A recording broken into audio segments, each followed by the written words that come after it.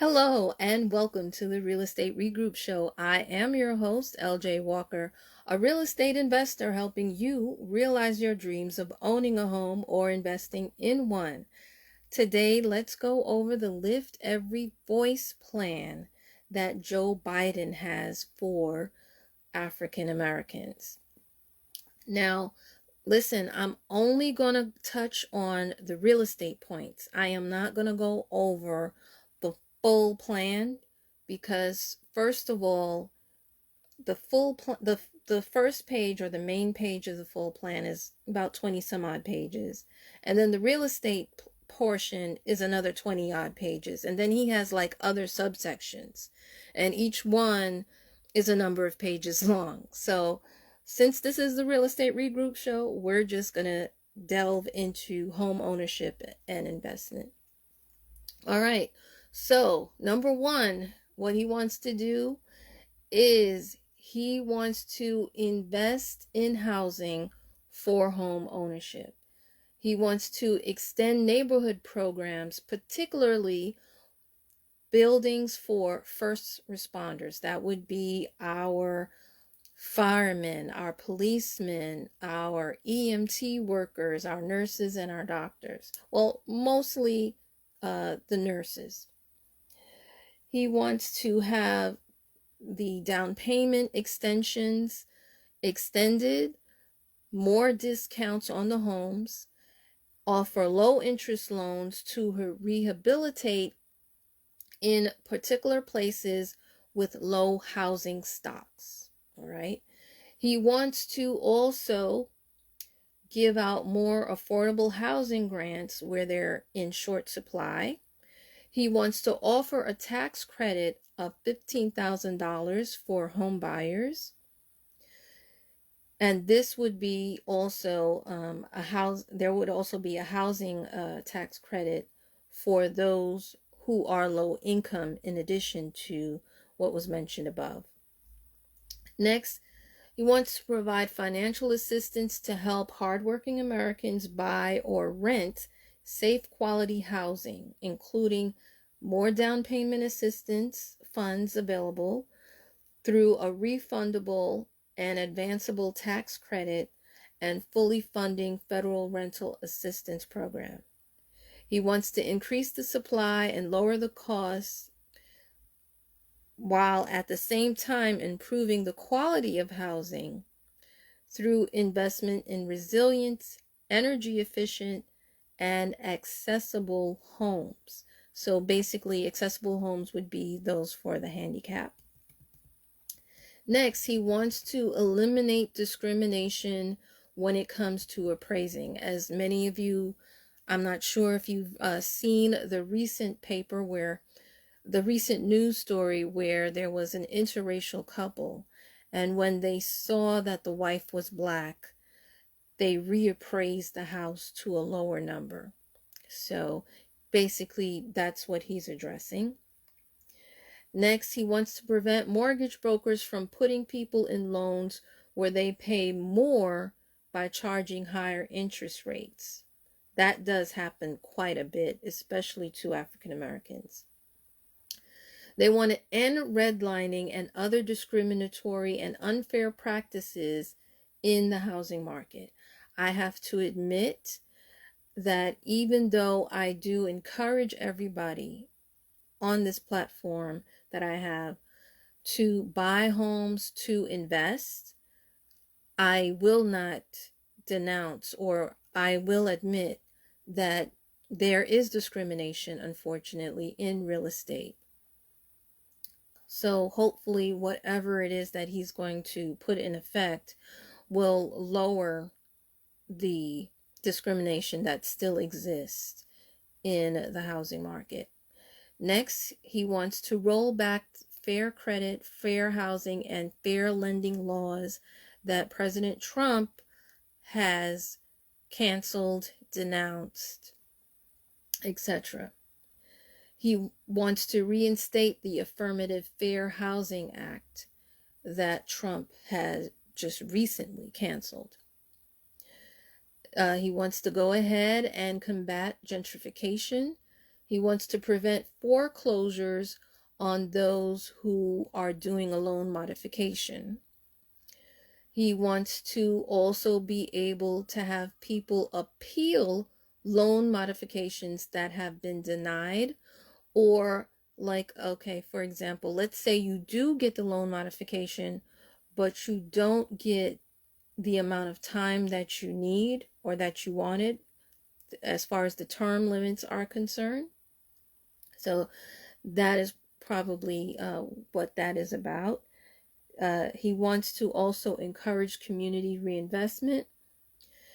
He wants to have a rent freeze for qualifying individuals during this crisis and to halt foreclosures and evictions for people until they are able to get back on their feet. Well, to a certain extent, that's already in effect. The CDC is the one that implemented that in the first place. So,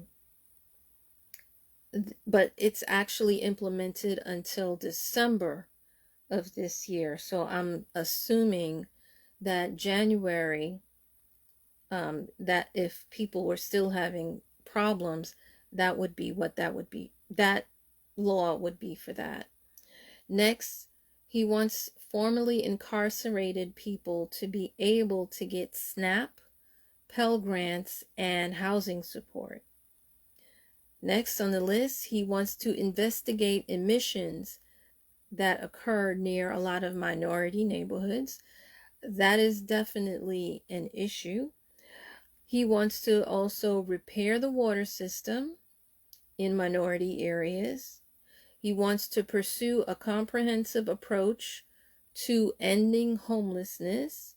He wants to reduce the electric bills that we have to pay because, as many of you know, COVID has forced many people to work from home that have not done so before. So electric bills are through the roof, which is why I invested in electricity on the stock market, that is. Anyway, that's neither here nor there. Moving right along. He also wants to provide more efficient retrofitting for residential buildings. He wants to also eliminate sprawl, which increases emissions. He wants to, in other words, he wants to build homes closer to where people work. Here's the thing though. Most jobs today, I don't really require you to physically get up and go to work. You can work from home. Many companies, especially here in New York, they have their they have their people working from home. And when they hire people, they're not even no longer looking for local people. They're looking all over the United States to fill a position right now. So honestly, the eliminating sprawl may not necessarily be needed. It's only needed for essential workers, to be quite honest with you. People who work in hospitals, grocery stores, firemen, policemen. It's really only needed for them. It's really not needed for too many others.